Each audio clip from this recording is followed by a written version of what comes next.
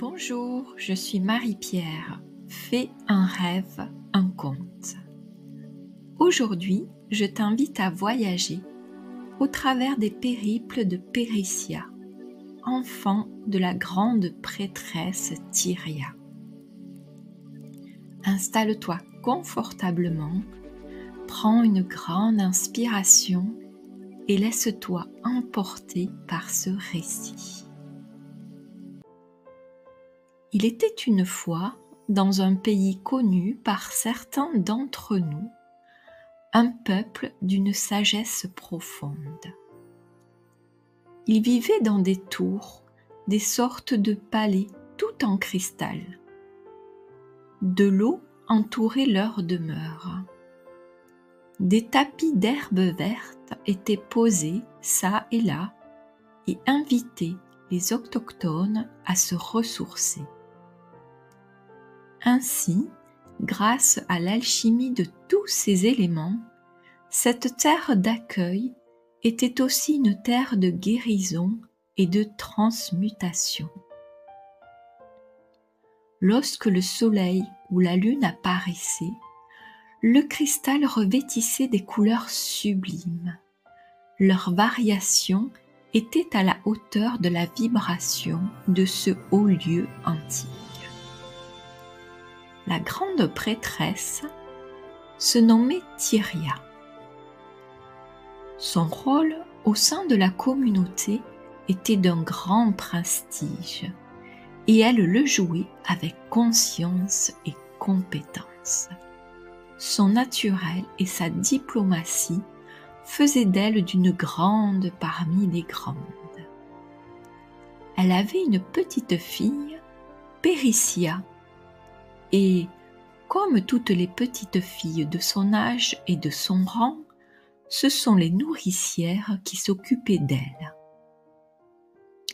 Elle pouvait voir sa maman de temps en temps, lors des cérémonies et lors des cours d'apprentissage de prêtresse, car ce rôle de grande prêtresse était transmis de fille en fille. Sauf que Périssia n'avait que 5 ans, et franchement, le rôle de grande prêtresse ne l'intéressait pas du tout. Elle, ce qu'elle aimait, c'était se rouler dans l'herbe, jouer avec les poissons ou les autres enfants. Ce qu'elle préférait aussi, c'était toucher l'argile pour la transformer en toutes sortes d'objets. La grande prêtresse Tyria n'avait pas conscience de cela. Son domaine de prédilection à elle se situait dans le ciel. Et elle faisait comme si Périssia était sur le même niveau céleste. Un jour, Périssia, fatiguée de faire ce grand écart entre la terre et le ciel, s'endormit dans la barque qu'elle s'était confectionnée. Elle se réveilla au bruit des poissons qui sautaient tous à côté de sa barque. Elle était au milieu de l'eau. Les tours avaient disparu de son champ de vision. Que faire ? Prise par la panique, elle se mit à pleurer à chaudes larmes. L'émotion qui la traversait était trop difficile à gérer. Au bout de 5 minutes, elle se dit qu'elle allait être punie et qu'elle ne pourrait plus jamais aller jouer toute seule. Et donc elle devait trouver une solution rapidement. Elle se souvint des leçons de la grande prêtresse et regarda le ciel et le soleil pour savoir où ils se trouvaient. Avec son bras, elle étudia l'ombre et sut quelle direction elle devait prendre. Heureusement qu'elle avait adoré cette leçon, car elle aimait bien jouer avec les ombres, mais uniquement pour faire rire ses copines. Elle se mit à pagayer avec l'aide des poissons qui étaient restés près d'elle. Puis, au bout d'un bon quart d'heure, elle arriva chez elle. Ouf!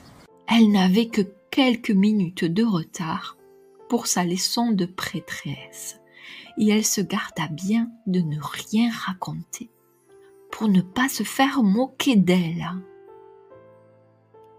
Péricia avait bien conscience que le monde des grands n'était pas compatible avec le monde des petits, et elle détestait quand les grands rigolaient de ses bêtises, car son esprit se recroquevillait tout endolori par ses moqueries, et elle n'aimait pas du tout ce que cela produisait dans son corps. Et toi, as-tu conscience qu'il peut y avoir une rupture entre le monde des grands et des petits? Comment le gères-tu? L'histoire de Péricia ne se termine pas là. Si tu souhaites découvrir la suite, je te propose de t'abonner à ma chaîne, de liker et de partager pour faire vivre ces contes. À très bientôt!